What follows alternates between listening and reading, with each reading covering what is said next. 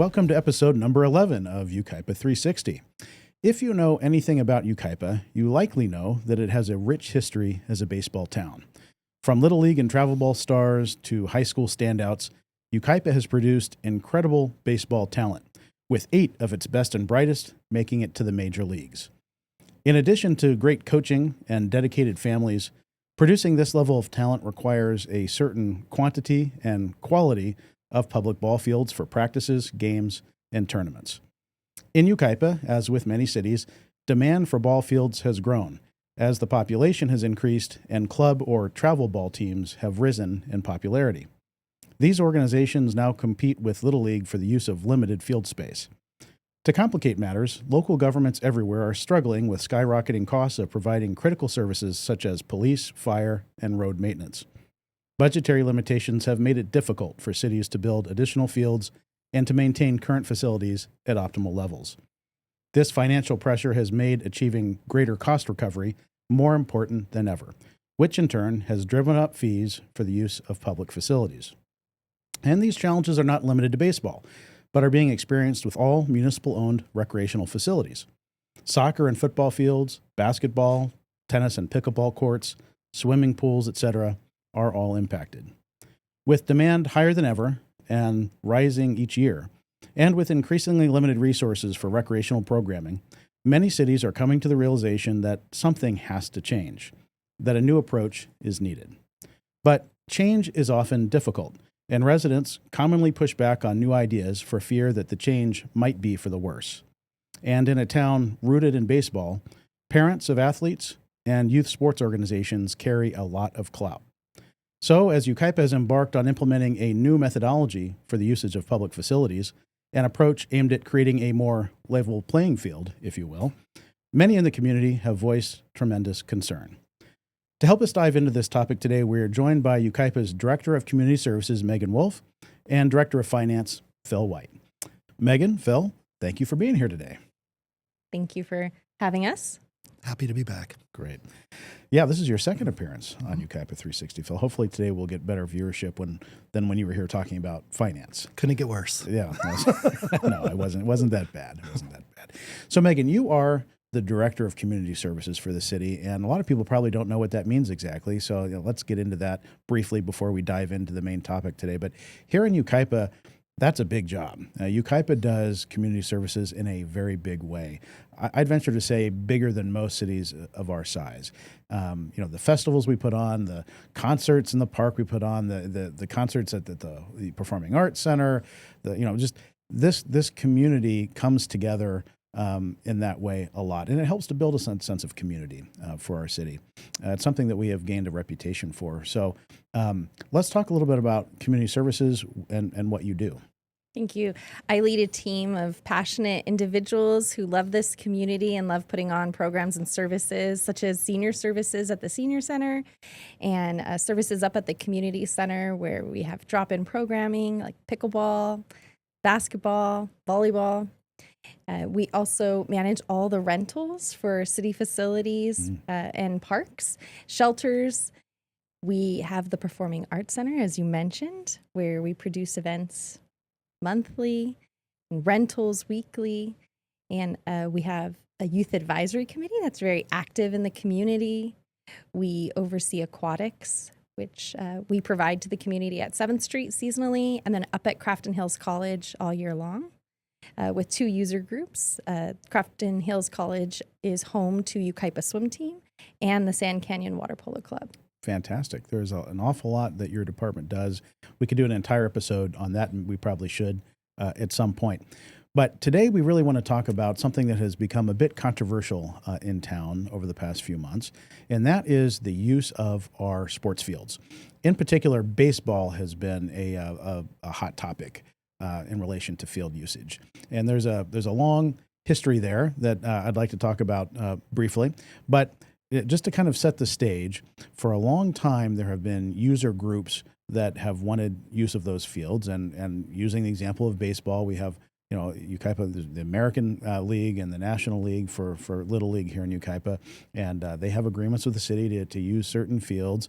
But now travel ball has become more popular. And travel ball is looking to use those fields, and how do you divide the time, and how do we provide for the maintenance and upkeep of those fields? As most people know, Yucaipa is working our way out of a structural budget deficit, and all cities are struggling with the rising costs of public safety and the rising costs of maintaining roads.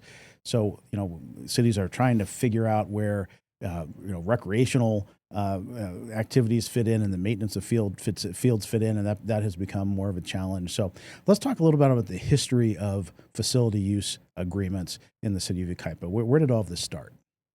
All right, I think I'll take that one, Phil. Is that all right? Did you want to? It's all you. Okay, all right. So fields were used by little leagues. Fields were used by the nonprofit organizations that ran sports for youth in Yucaipa. Bryant Glen was built by the little league. The lights were put in, I think, with old Edison telephone poles. I know that when we have sports user group meetings, some of the people that were on the nonprofit then come and talk to us about, I built those fields. I brought, I carried that pole up that hill. And That's so great. I think that's really great. And I think that's what makes our community special, is that we've had people here for such a long time that love Yucaipa and that want to give back. But then comes Phil and money and the rising costs of providing a field, of watering the field, of mowing the lawn, of public works, to provide porter services, like, replacing the toilet paper and fixing a stall that got knocked down. And so as those prices increased and the demand on staff to support, we decided as a city, I believe it was like 2016, 2017, to enter into facility use agreements. And we originally entered into those agreements with Little League, baseball, girls softball. And those agreements were for a nominal amount of money. Prior to that, the Little Leagues didn't pay anything to use the fields. They used their own money to maintain the infield and the mounds and purchase items for the snack bar so they could raise money for their organization. So we decided, hey, we need to get a little bit of money to offset the costs, the rising costs that we have here. And we decided to go with a per player fee. It was $5 per player when it started. And For the whole season? For the whole season. Wow. $5 per player. And the leagues paid it at the end of the season when they gave us their rosters, and they weren't happy about it. This took a lot of months of meeting with leagues, meeting with city management. At that time, I wasn't a part of the process, but I did work here. So the leagues then decided that they were just going to pass that fee on to the participants. So it really didn't impact the league financially. They just increased their per player price by $5. During the time of talking to the leagues and saying, hey, we want to implement this fee, our expenses are rising, the pushback was so great that we decided to name the fee the Facility Enhancement Fee. Yeah, when you hear enhancement, what do you think? It's going to get better. Oh, it's going to get better. I was excited. At that time, my kids were babies, and I was like, yeah, they're going to play on Field of Dreams coming right up. So we took the money from each user group, each nonprofit at the end of each season, and we held it in an account. And we met with the user groups and said, hey, National, what do you need? What are you looking to enhance at your field? And what happened is we ended up not having enough money at the end of the year to make those enhancements. And so we pretty much did maintenance on the fields. And the user groups would come and say, hey, look, where's our enhancements? Where are these things that you said were going to happen? Where's it? It's not getting better. It's important to remember where Yucaipa came from. It's not when I showed up, just in my defense, but way back in the late 80s, The field, the Little League field that we played at was at Yucaipa Elementary. It's now Inland Leaders. And the community did their own improvements. That was before the city was a city. And so Little League, Yucaipa Valley Little League at that point, and we only had one, did their own enhancements, field maintenance. They did everything, and they used the elementary school field. And so as a way of life, people in Yucaipa did their own stuff. It was like a barn raising thing. And so the model that was incorporated into Community Park was just that. It's if you want something to be nice, then that user group needs to do a barn raising and make it nice. And so that's the way it was built. And so the city was really saying, okay, this is your area. You can go do that. And on the financial side of the city, they were doing all right back in those days. And so they were able to say, yeah, we're not going to charge them, or we're going to charge them an enhancement fee of a little bit and do something nice for them, and we'll take all the operating. So the city was maintaining the fields, shouldering the cost of regular maintenance, but then the user groups got to do enhancements if they wanted to. Yeah, so the lights were one. There's a shed up at Bryant Glen that I believe that Little League, at least they think that they built that shed. There's some questions on the snack bar. There's a scoreboard out there that was donated. So there's a lot of things that not only the maintenance but the enhancements over the course of time were funded by the user groups. Okay. Yeah, and so as we fast forward to now, we're gonna make a change in that. There's a lot of emotion with that to say, hey, that 20 years ago we had an agreement, and this is why these things happened.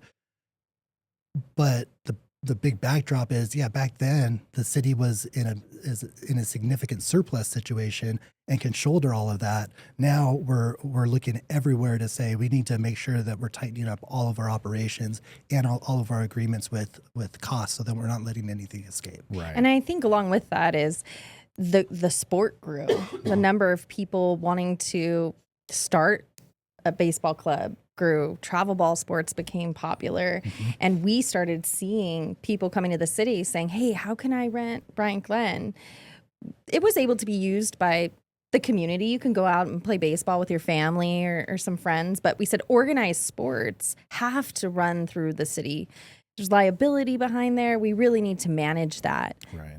And so we started this agreement. We went with a field enhancement, and then I was able to become the director here. I was really excited about the opportunity, and one of the first things I really wanted to do was change that title. I wanted to be genuine about what we were saying, and we weren't enhancing the fields. We were maintaining them. So myself and Scott Washburn, the Deputy Director of Public Works, worked together with Nick Johnson, our Community Services Supervisor, to meet with all the user groups and say, hey, listen, we're not changing anything except for the name. We're not enhancing because we're finding that the money that we're gathering from you isn't enough to make the enhancements you want. Yeah, what was a Little League? Lights is a big one. No, but what was the total revenue for any given year? I'd say total revenue when we first started was for those fees. Right around $10,000. Okay. Yeah, that's 2 seasons, Yeah. spring, fall. For baseball, I think the average right around then was $10,000. Yeah, It's not a lot.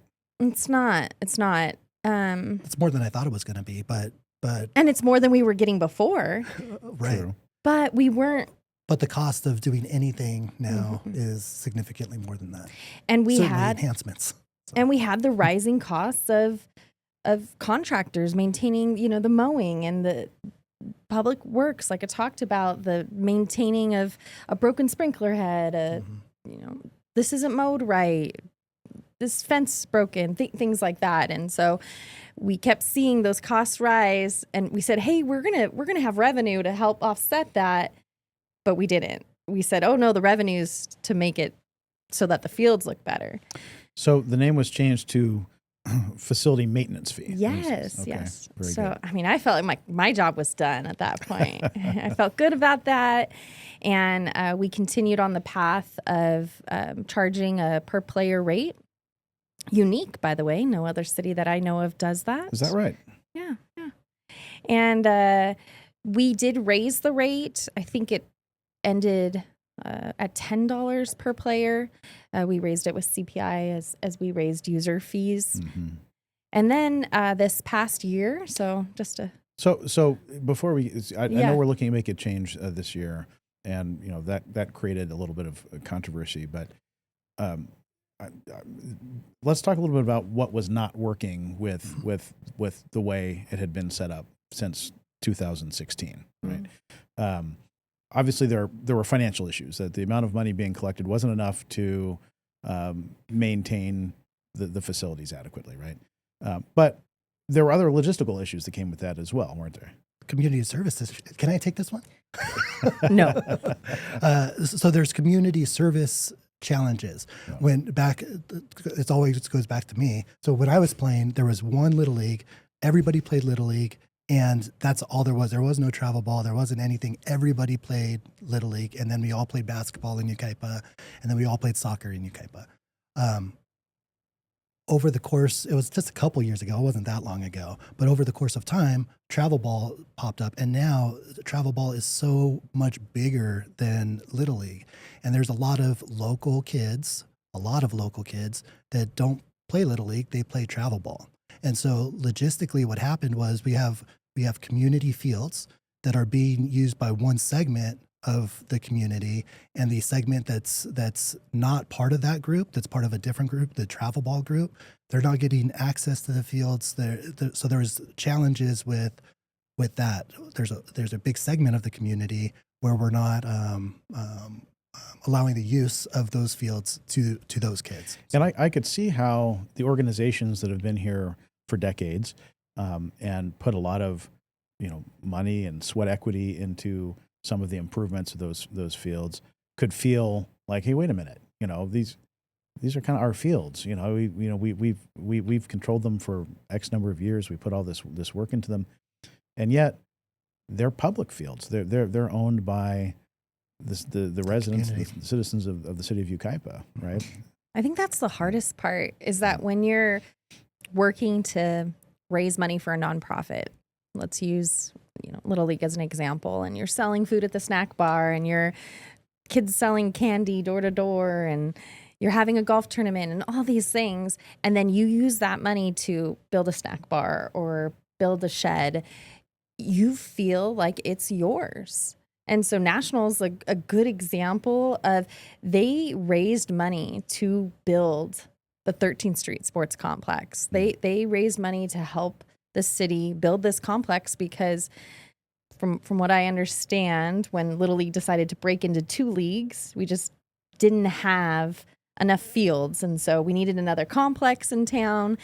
And these residents worked really hard to make sure we got that. And then we used Make a Difference Day as one of the times when the community came together, and we laid all that sod up there for the fields. And it was a great feeling, a great experience being able to be a part of it. But I can see how it makes it really, really difficult when you're the person raising the money, when you're the team that's putting the money into that field, and then the city rents it out to a travel ball group that wants to play baseball on Saturday. You feel like you can't come into my home and not take your shoes off. Right? Right. Well, I think one of the other challenges too is that while the city is struggling to achieve cost recovery and create the revenue needed to maintain these facilities, a lot of times these fields were sitting vacant because of the way the system had been set up with how reserving the fields worked, right? These are public fields. If any resident and their family wants to go use these fields, they can go use them as long as they're not reserved during that time by a user group per an agreement, right? And so, but at the beginning of the year, these user groups have the opportunity to give the city their schedules and say, okay, we want to reserve these fields these days at these times. And what was happening is that they would reserve the fields for far many more dates and times than they were actually being used. And so very often, if you would drive by one of those fields during a time when they were reserved by a user group, you would see that no one was on those fields. And yet, because that group had reserved that field, then they were not available for travel ball, which then not only means that Yucaipa kids who are in travel ball are not being able to access the fields enough, it also means that the city is not maximizing revenue opportunity, which would then allow the city to properly maintain the fields. Right. And what you saw too is travel ball teams watching to see when are those fields open. And so even though we had a permit to the leagues, you'd see this travel ball team show up every Tuesday as you drove by, and they didn't have a permit. So then our park rangers were having to come out saying, hey, you can't have organized play on these fields. You have to have a permit. But then when they would come to get a permit to my department, we'd say, sorry, it's not available that day. The league already has a permit for that day and time. Yeah. Interesting. So yeah, it created a situation where it was underutilized and inefficient, and we could do better. So the change was made. Let's dive into the new approach that's being rolled out. But first, let's take a look just briefly at the fields in question. Let's just visually look at what we're talking about here. So on the left here, the big picture, that's Bryant Glen, correct? Yes. Okay. And how many fields do we have up there? 7. Well, we call it different things, but yeah, there's Bryant Glen and Community Park up next to each other. So we could say we have 7 fields altogether. Okay. And all those 7 fields are part of the user group agreements? Yeah, user groups are allowed to use any of the fields. Yes. Okay. We actually don't specify you can only use this field. They do that during the allocation process. Okay. And the last couple of years, at least, the fourplex up on the over on the left hand side gets the most use. There's the little diamond there, just adjacent to that, gets a little bit of overflow use. And then you can see one diamond. There's another diamond down in the lower left hand corner. Those get like adult softball. Yes. A lot of use there.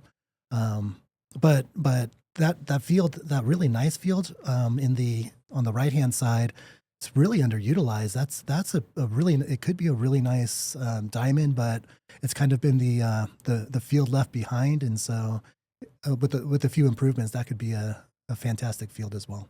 And you can see in that picture too, you see those soccer goals. That was something too that happened in the past 10 years here, is you'll see sports, the interest in sports rise and the number of kids participating rise. So like Yucaipa Valley Soccer, YVYSO, Yucaipa Valley Youth Soccer Organization, they needed more space. They ran out of space. So then we used outfields of baseball fields to allow for soccer. Interesting. So, from this vantage point, this is a beautiful view, by the way, with the mountains in the background, and Yucaipa is gorgeous. But if the user groups had their way, and if money was just not an object for the city, what would we be seeing here differently than what we're looking at in these pictures? We'd have lights on all the fields. I think that's number one. Okay. I think number 2, some of our fields would be turf to just help with the maintenance and provide a turf field. I think that we would see cleaner infields, leveled regularly, dirt brought in regularly. I think backstops and improvements and dugout improvements, shade over dugouts. Phil, you're part of the user groups. What do you think? Yeah, there's things like that are key, but the question really goes back to who would we go to a model where there's only one user group, or would we find a better way with the way that the world is today, that there's a lot of community members that aren't part of that one user group, right, and find a way to share the field as a community. And so the infrastructure improvements, I agree with Megan. I think she got all of the ones that I was thinking of. But really the model would be, I think we're closer now than we were before to say, those user groups, you get first crack at it, whatever you want, just let us know. But eat what you take. Take all you want, but eat what you take. And you're going to pay for everything that you schedule. You get the option to take as much as you want. But if you're not going to eat it, don't take it, and let other community members use the field. And so I think that we're getting closer and closer with the model. I really like the one that we went to. But as far as infrastructure improvements, yeah, it's kind of never ending. It'd be great to do all of those things. And as we're going through it, I'm sure that we could come up with a few more to say, this would be really nice. Restrooms, I think that we do hear a lot that the restrooms are up, but you see the four diamonds together. They'd love to see restrooms closer to these fields over here. Turf, I talked about turf, but if it wasn't turf, just the grass maintained. Scott and his team do a great job, but you could see there's some dry spots there throughout the field. So I think we'd like to see some improvements there. Yeah, we did add a fence to the top left. So this picture's a little bit dated. We do have a fence out there now, but the fences really do make it nice. We would for sure close the fields completely in. One of the new things up at the community park are kids on these e-bikes. Oh, they're just going crazy over there and driving on the grass and the fields. And so we get motorcycle damage often. We get golf cart damage. We get whatever. Somebody will come through on a muddy day and just rip apart everything. So a lot of the facilities around that are really nice, they're protected, and so closing those off so you can't drive on them would be something that. But we do as well. Lights number one. Lights number one. Yeah. Lights number. Well, I do occasionally hear people complaining about the condition of the fields, and it can be a safety issue if people if there are divots and holes in the grass and people trip and whatnot. But are those issues that we've had that because of cost are difficult to keep up with? I think it's for me and my team. I think it's more of a level of expectation.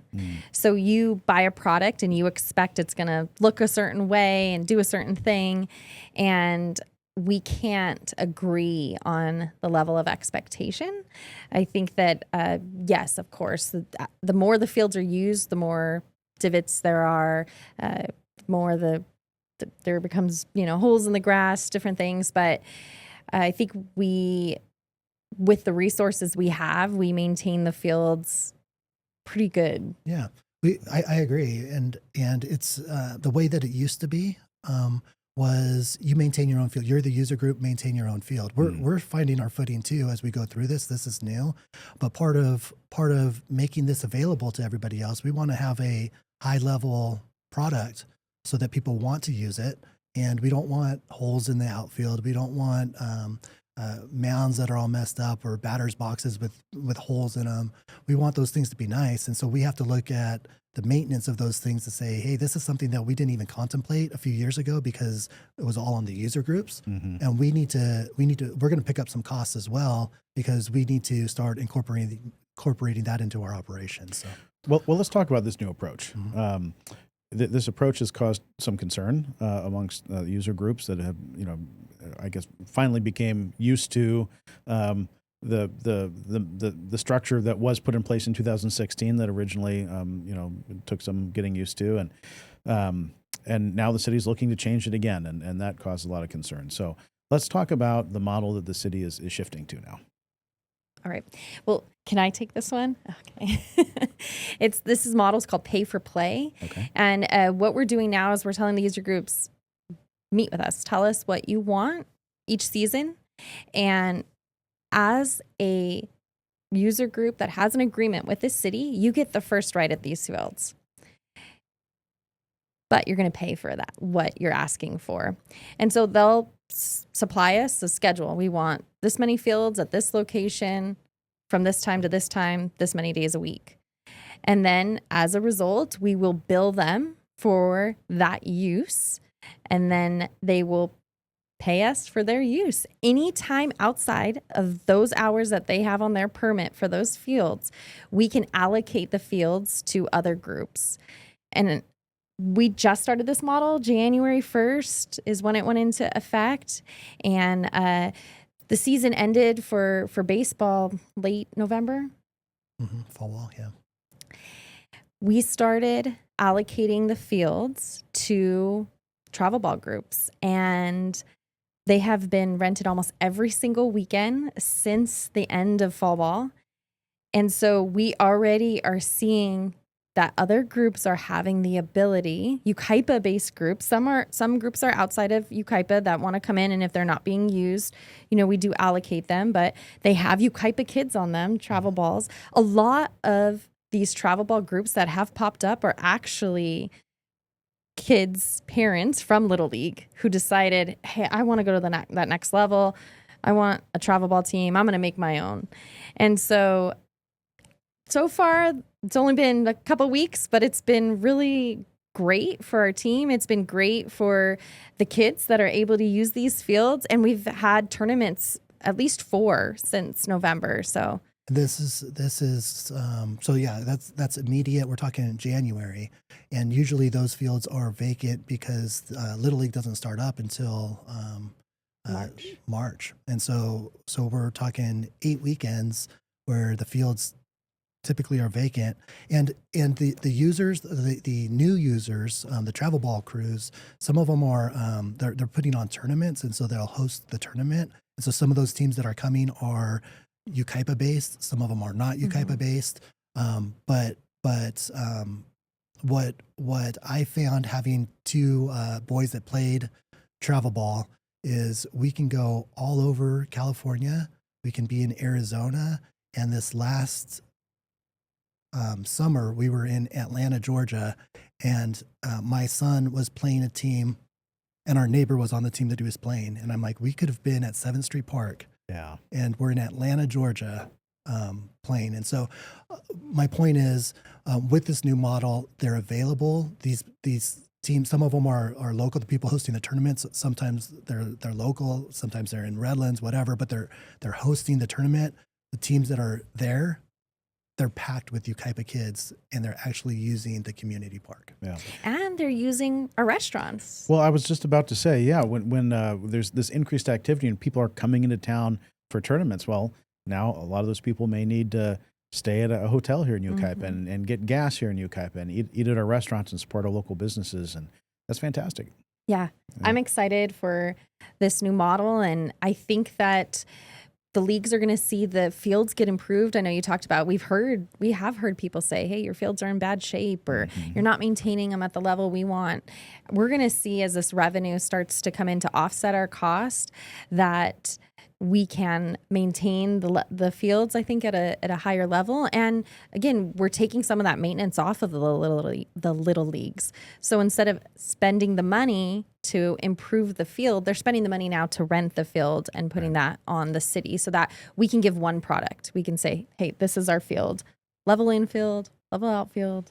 Yeah. So one of the initial concerns that came up was that now these user groups like Little League, well, now you're giving away our fields to these travel ball teams, these private, teams, and the kids in Yucaipa that can't afford to participate, they're not going to get to use the fields anymore. And I think it's really important that people understand that is not the case. That these user groups, the little leagues out there, they've got first dibs. They get to say they have the first opportunity to reserve those fields, and the city will agree to let them use those fields for every day they sign up for. Now they're going to pay that hourly rate to use the field. So the idea is they will only sign, because they have to pay for it, they will only sign up for the times that they're actually going to need to use the fields, right? Right. And the rest of the time, those fields will then be available for travel ball and the community. Right? Yeah, 100%. And so they had the leagues had an extra layer of work to do to say, we're not going to block it out. Let's go through the schedule and figure out when we want them, and then we'll cut the check to the city for those times. And so that was something that was added to their plate. But at this point, do we think that there's a significant increase on what they were paying from before? There's an increase, but it's not significant, and it'll. We did the math based off of what they asked for last year, and so with that, there was an increase, but again, I say it's not significant because they're not having to maintain everything they were having to maintain before. Yeah, that's the other component of what we're doing is what we're asking from those user groups is no longer, hey, if you want an improvement, you fundraise and put in a scoreboard. We're saying, please don't. because we don't want them to create a sense of entitlement with this is ours. It's not. They're community fields. And so we're saying we're taking that responsibility. You sign up for the time you want to use it. We'll do the infrastructure improvements. Yeah, and this approach isn't unique to baseball. I mean, we're implementing this across the board. So pickleball is another example. Pickleball has become increasingly popular everywhere, but here in Yucaipa, and Yucaipa has kind of a reputation here locally in the region as a city that has some really nice pickleball facilities. People come from surrounding cities to come play pickleball here, and we have a very active Yucaipa Pickleball Club, right? And they use that 7th Street facility, and that 7th Street facility originally was basketball courts and still is, but now it's a situation where they have, it's a shared use, right? So certain hours of the day, pickleball is there, and then the other hours of the day, it's available for basketball. But similarly, that club spent funds and spent time at that facility, and you can't blame them to start feeling at some point like, well, we have some level of ownership here because we've invested here, and yet they're publicly owned facilities. Someone wants to come and play basketball or come and play pickleball, but not as part of that group, but just come and play pickleball. That needs to be available too. And then, of course, there's the liability issues that come with any city-owned facility, so and costs for maintenance. So, I think what the city was looking for was a more fair, level way of approaching this for everybody, and that hourly rate seems to be the way to go. I think it's going to make a big difference. And their hourly rate is substantially less than the community's hourly rate, substantially less than, when I say community, I mean like travel ball groups. And so they still, again, are paying a discounted rate, and we still want them to call Yucaipa home. We want them here. We want them at these fields. We want these fields used. We want kids like Phil to grow up and never leave Yucaipa and be able to reminisce about their Little League days at Yucaipa Elementary School. They were good times. They were good times for sure.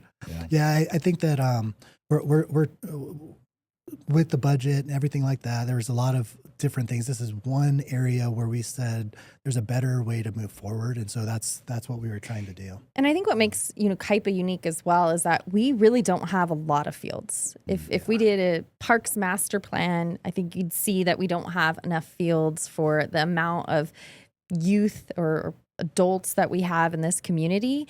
And one of the other things is that you go to other communities or surrounding cities and they have a lot of fields.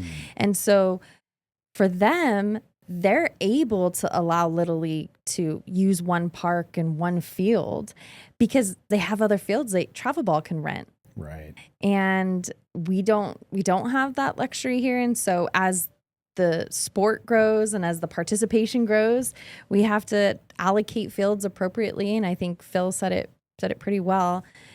We have to let everybody have a piece of that pie. Even if you're in travel ball, really think about how much travel ball has grown in the past couple years. Yeah, it's not even like taking your game to the next level. Now it's what the old rec leagues were. It's everybody plays it because it's more convenient. It's the flow of it is better, and so there's an opportunity. Even if you're not a great player, you're still going to play travel ball because maybe you want to miss this weekend of baseball and you're going to go somewhere with your family, and the travel ball concept will let you do that. And so.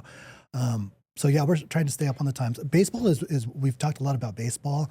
You mentioned pickleball, but we have other user groups, and we have no, like when you talk to the football crew, we don't have enough football fields. We don't have enough soccer fields. I don't think we have any soccer field, like dedicated soccer fields. There's a soccer complex in the city, so it's owned by the county and leased to So no, the city doesn't own any fields. That's why in those pictures you'll see we allowed them to use outfields. But yeah, it's a good point. I mean, every group advocates for their sport and saying we need more for them. Basketball, you'll hear basketball talk a lot about, pickleball came in and now we don't have enough courts.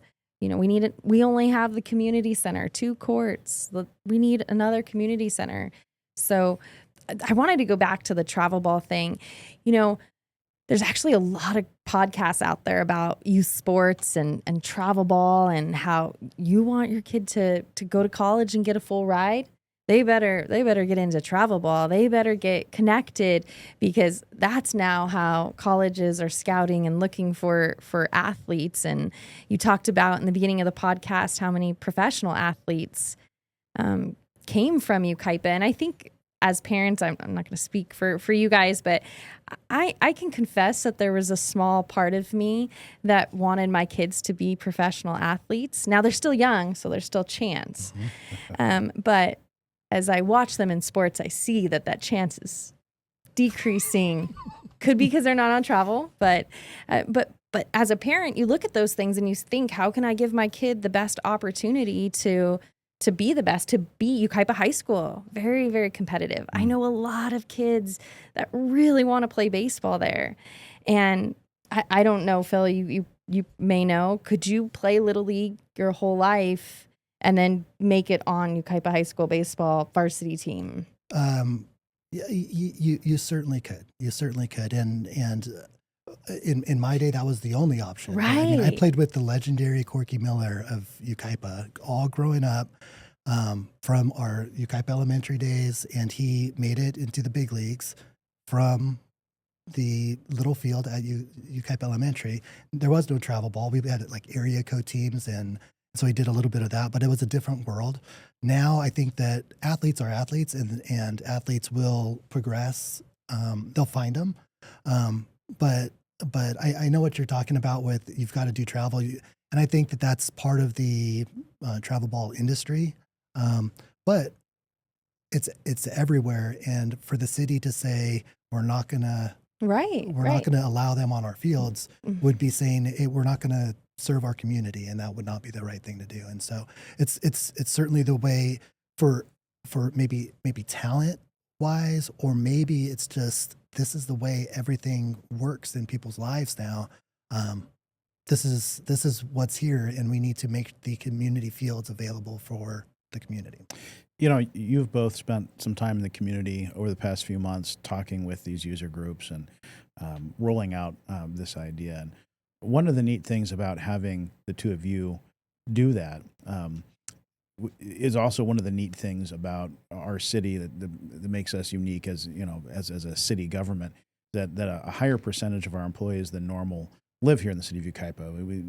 We ran the numbers, and it's over 60% of our full-time employees live here in the city of Yucaipa, which is unusual. You know, it makes it more meaningful to work in the city where you and your family live. But I think it also gives you a level of credibility when you're going out and talking with these groups. And you know, you guys have kids here, and Phil, not only do you have kids here, but I mean, you grew up playing youth baseball here.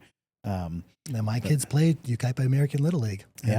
And so I don't know if that gives me credibility, or it just makes me recognizable over there and gives me less credibility because they don't trust my judgment. Well, you do have a reputation for being thrown out of a game. It happened. Yeah. A lot of people know yelling about at a ref. It's an umpire. I'm sorry. Umpire. Go on. But yeah, it's, so I get it. I mean, I know the people that are emotional about that change. I understand that. I've got kids currently in Little League, and so there's all kinds of emotion, but it's just not the way it used to be, and we need to change it. And I think we welcome the conversation. Yeah. We welcome community members who feel a certain way about this change in the pay-to-play model to come and talk to the community services department. I mean, don't really talk to the finance department. It'd be kind of awkward.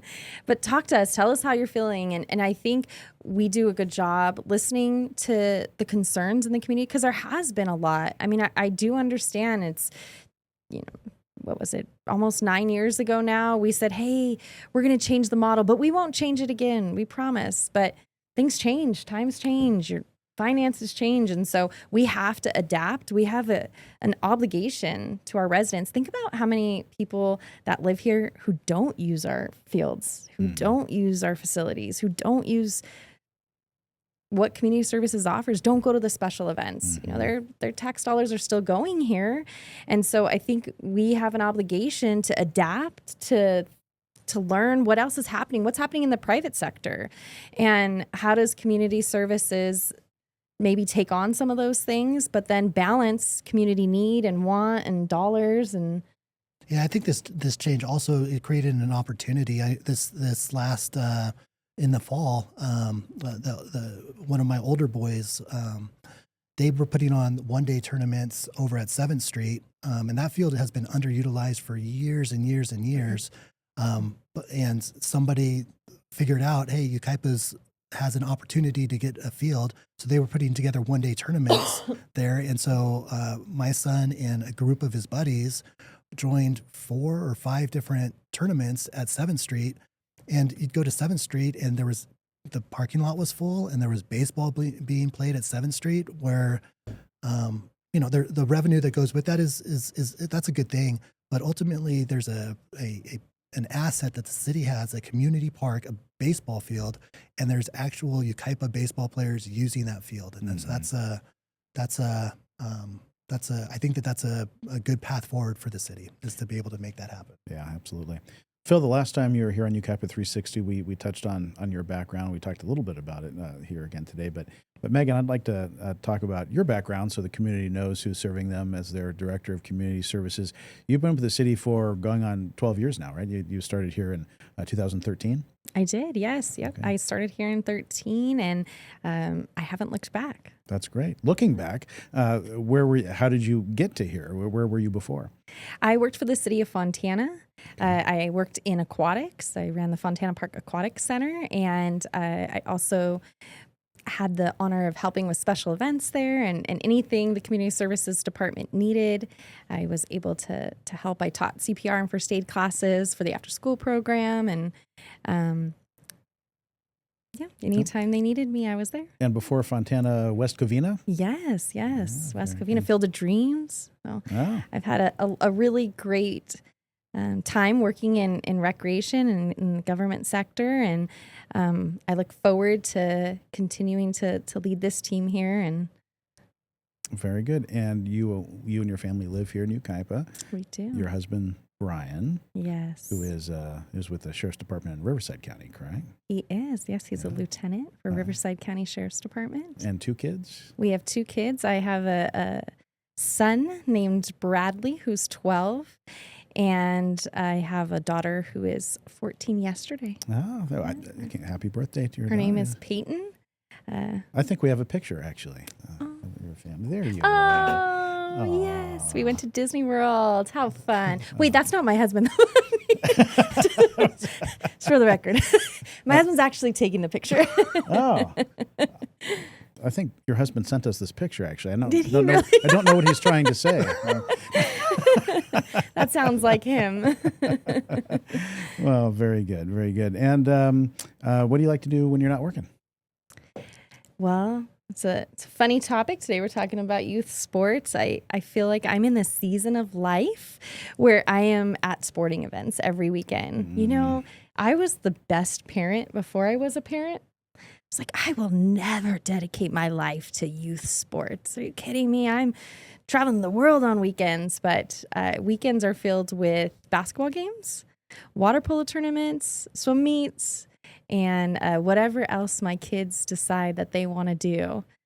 When we're not doing those things, I do love to travel. Oh. Yes, I try to convince my husband all the time that we need to travel the world. So, are the youth programs, are those all local youth programs? Yes, my kids are in the programs that are here in town. Yucaipa Youth Basketball, Yucaipa Swim Team, Sand Canyon Water Polo Club, and we participate in a lot of city events. So, well, speaking of things you like to do, we had a question about what's going on here. Oh. That's me. That's me. Oh, my goodness.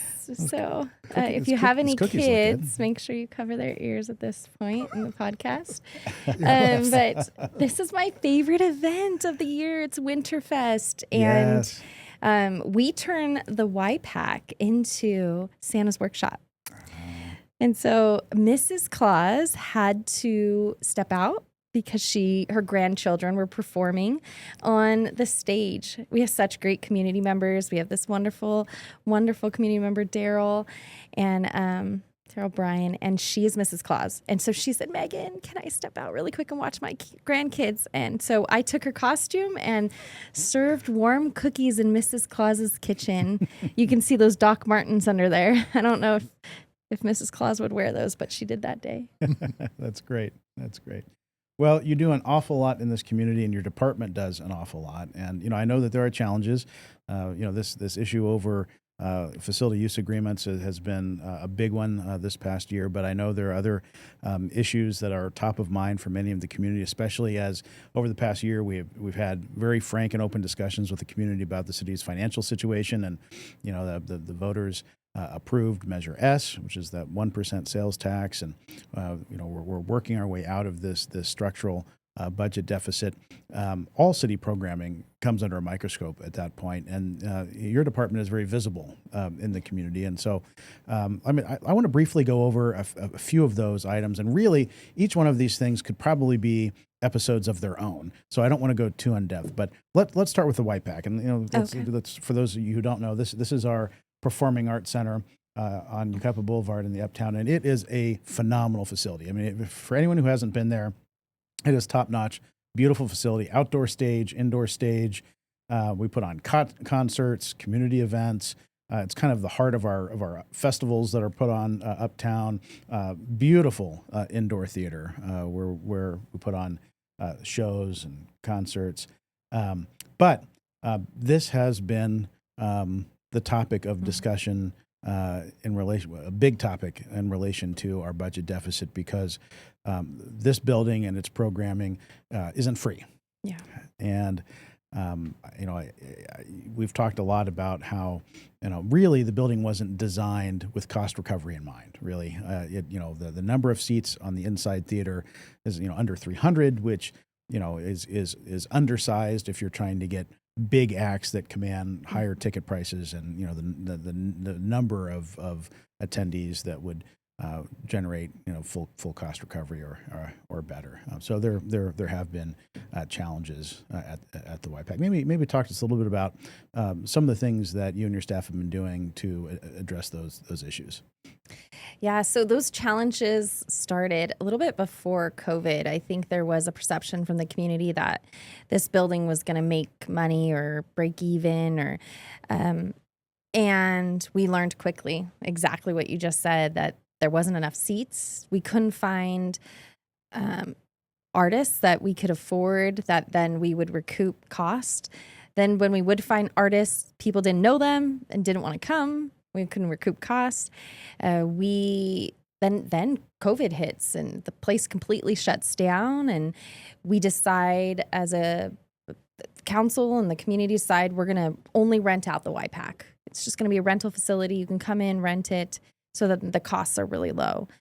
But a lot of people weren't renting the facility, and we then pivoted and started deciding, okay, what programs will do well here, and how can we offer some outdoor concerts? So historically, the city had Music and Arts Festival, which we would spend a good amount of money on for a headline entertainment to bring people to the community. If you didn't, live here, come check it out. Maybe you'll want to come live here. Maybe you'll want to work here. And we said, okay, let's use that same model, but let's do paid tickets for the outdoor. We could seat right around 1,700. And so we had a few outdoor shows, like Pat Benatar, sold out. But the problem is Pat Benatar is so expensive. And we're still just number-wise not at that number that would make us a significant amount of money. And we then found like the Fab Four. We had the Fab Four at the White Pack outdoor. Not national act expensive, not cheap by any means, but we found the perfect group that we were able to sell out or get close to selling out, and the cost wasn't astronomical, and so we were able to make some money. And so we thought, okay, let's put this on the this is good shelf, and let's repeat that. Let's do that again. The hard part about doing that again is finding a similar act, and are we sure that, people want to come? And so it's kind of a gamble. So we started partnering with Odyssey and K-Frog and doing some country shows. We had Joe Nichols, Easton Corbin, and that's been a great partnership for us. Those shows have been successful. In addition, we started partnering with an amazing theater company called Legendary Productions, and they are producing theatrical performances inside the theater, inside the indoor theater at the YPAC, and the community has responded very well. Those shows sell out almost every time. The quality is incredible. It's like you're at the Ahmanson. I mean, really, it really is. It's top notch. I think our biggest challenge still is having everybody subscribe to our newsletter, or like us on Facebook and Instagram. How do we get people to know what's going on at the YPAC? I recently went out with some of my husband's friends, and I had never met them before, and they live in Yucaipa in Wildwood, and I was talking about what I did in the YPAC, and they're like, YPAC, what's that? Oh, come on. What? I said, do you not drive up Yucaipa Boulevard? They're like, no. Wait, what? How do you get home? Yeah, we just, take Oak Glen, or I forgot how they told me. Bryant. County line, they like the roundabouts. Is that it? Yeah. Yeah, the roundabouts at County line. Don't start, Phil. So I thought, how do we get to those? Those are the people that they said that they drive to LA to go to a theater performance. And like you said, I mean, the acts are quality that we're putting on. We just had a Johnny Cash tribute, and that was a rental client. So somebody came in, they produce theater productions or entertainment, and they hired a Johnny Cash band. And did I say we had Johnny Cash? Yes. No, Johnny Cash was not at the YPAC. That would be impressive. A quiet show, very quiet. Phil's actually asked me a lot if I could bring back artists. And have them at the YPAC, like with what did you say? Holograms, A hologram. Yeah, he wants me to do a whole hologram series. I've got a whole lineup for you. Yes.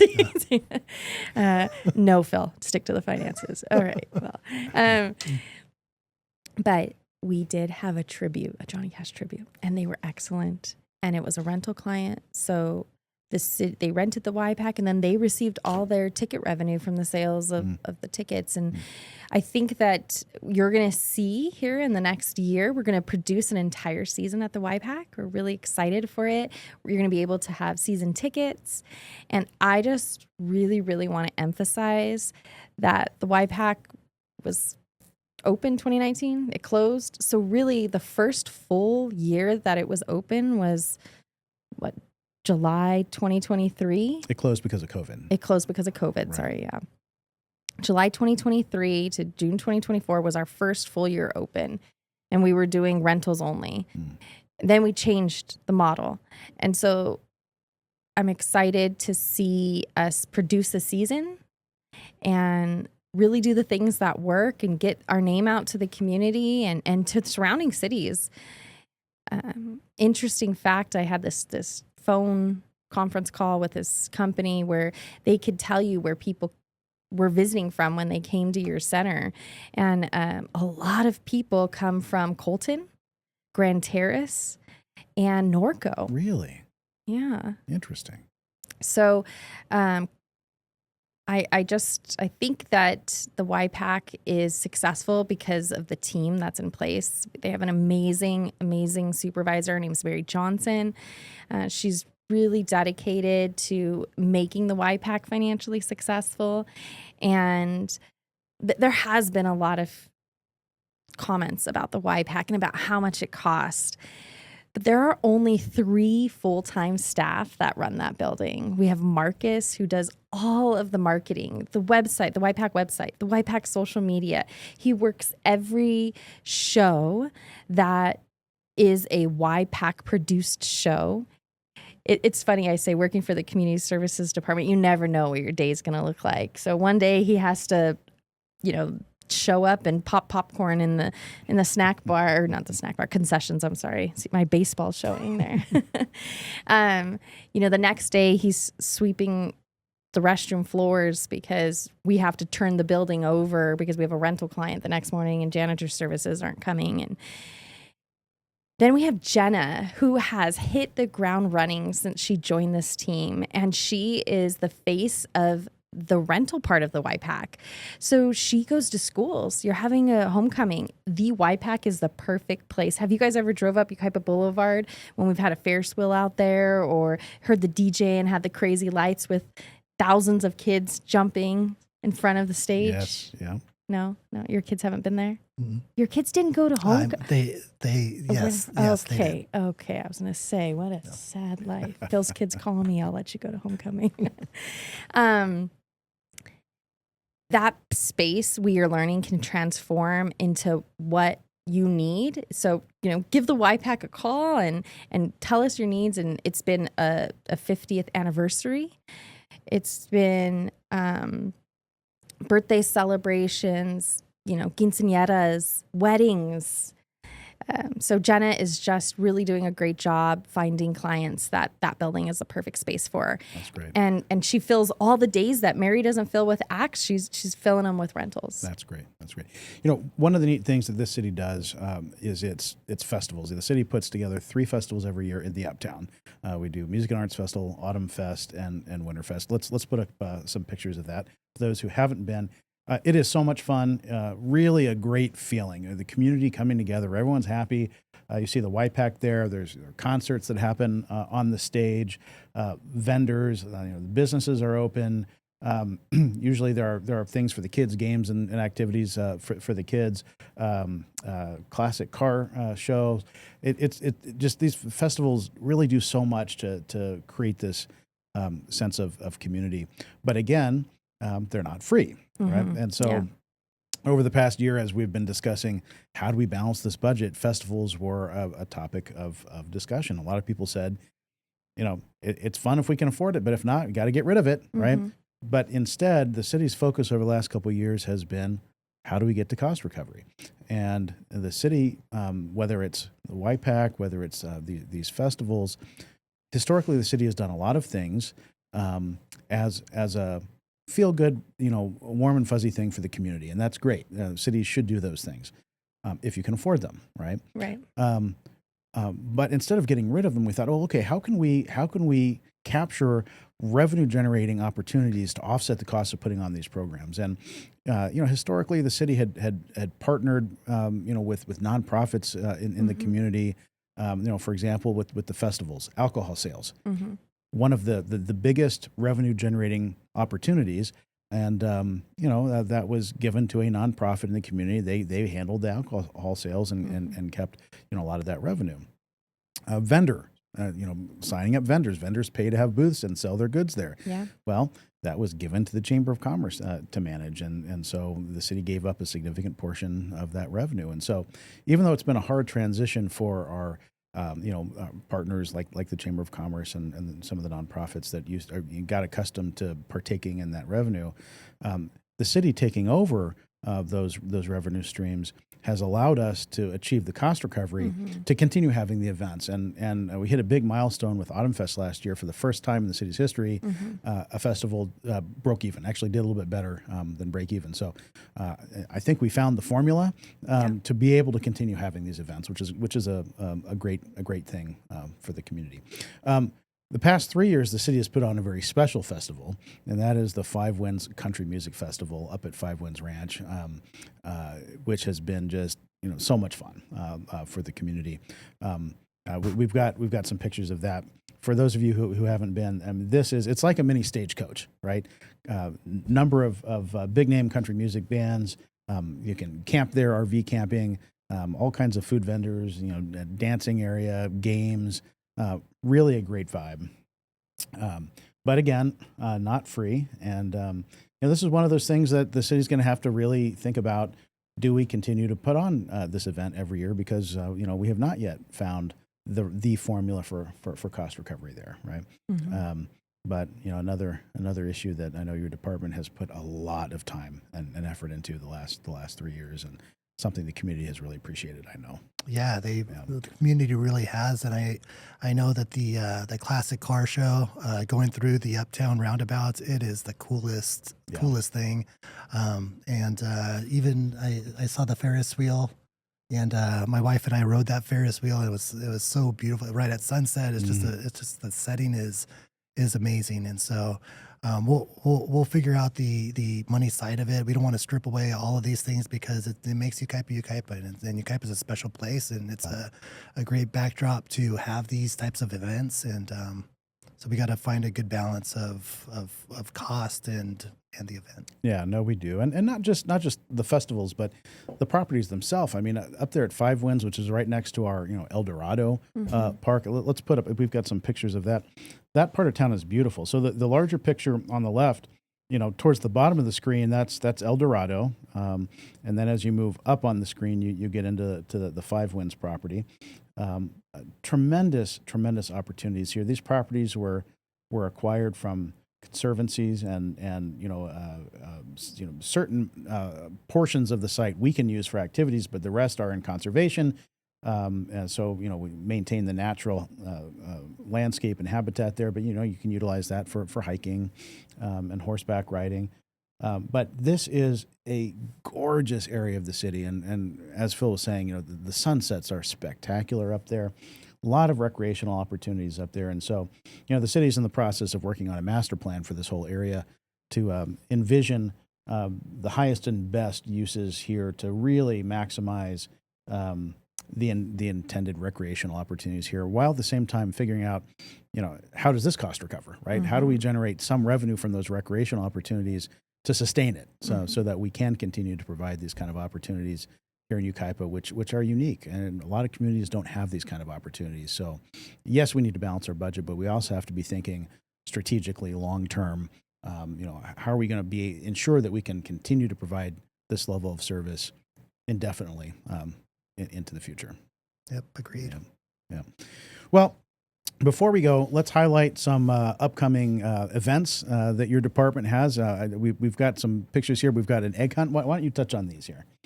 Absolutely. So Easter's right around the corner, and a few years ago, we just used to have the youth extravaganza, but we thought, those poor teens, they just get left out. We hear that a lot on Facebook and Instagram. Like, there's nothing for teens to do.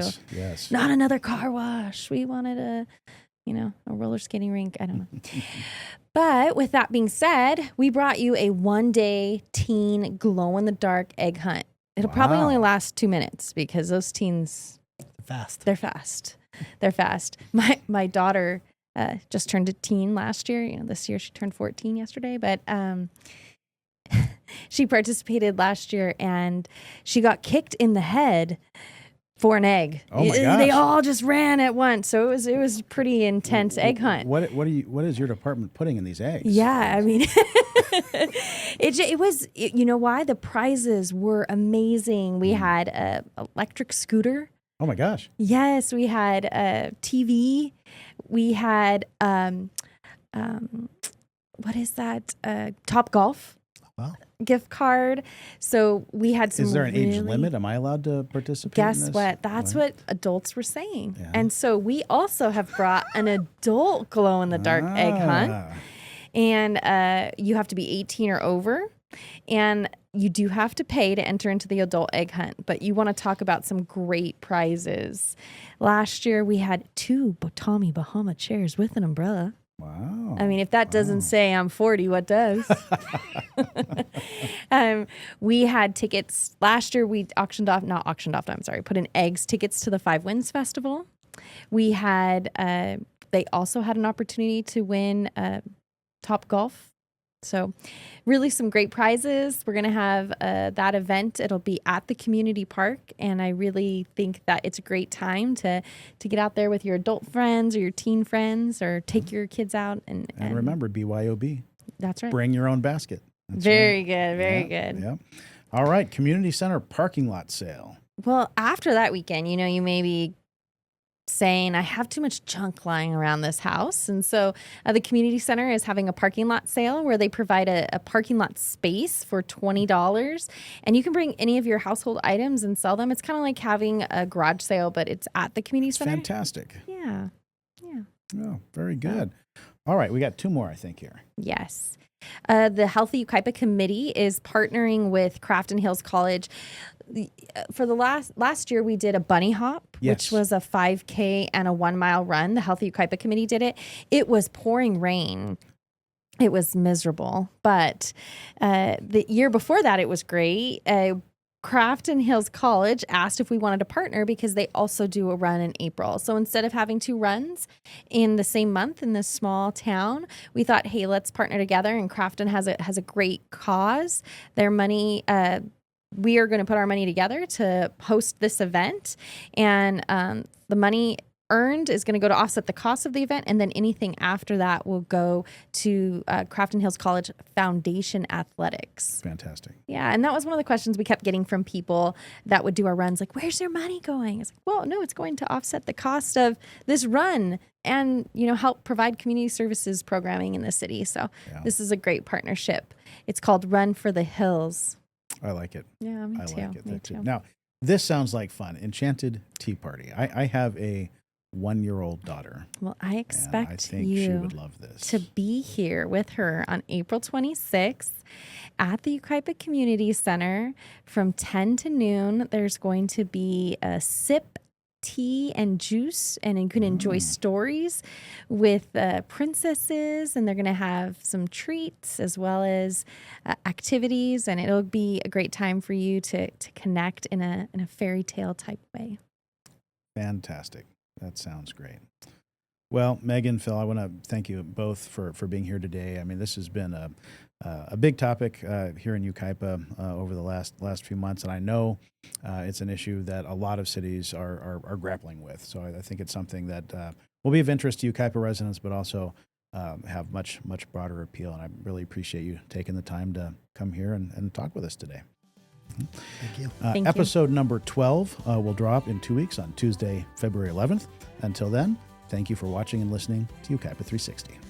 In the city of Yucaipa where we play, Little League dreams bright as the day. Families cheering from dusty stands, future stars with dirty hands.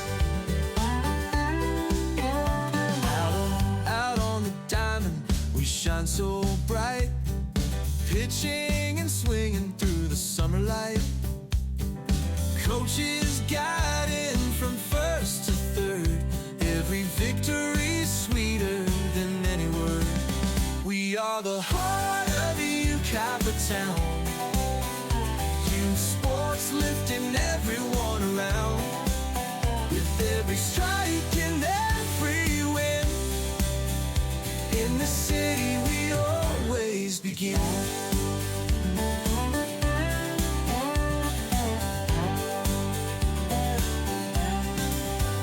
Parents shouting from the bleachers high, hopes reflecting in a child's eye.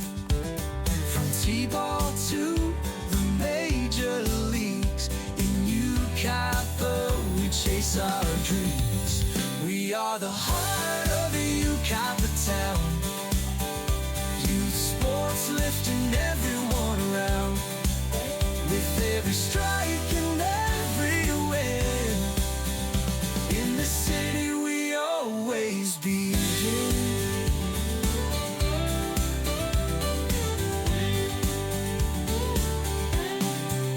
Under the lights we find our way, kids become stars with every play.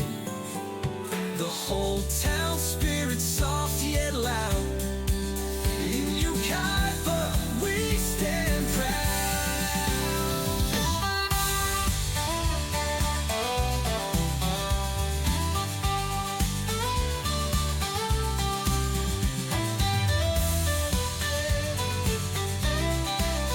Under the lights we find our way, kids become stars with every play.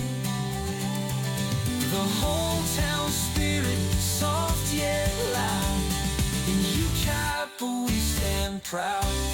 Oh, we are the heart of Yucaipa town. Youth sports lifting everyone around. With every strike and every win, in the city we always begin. Yucaipa, we stand proud.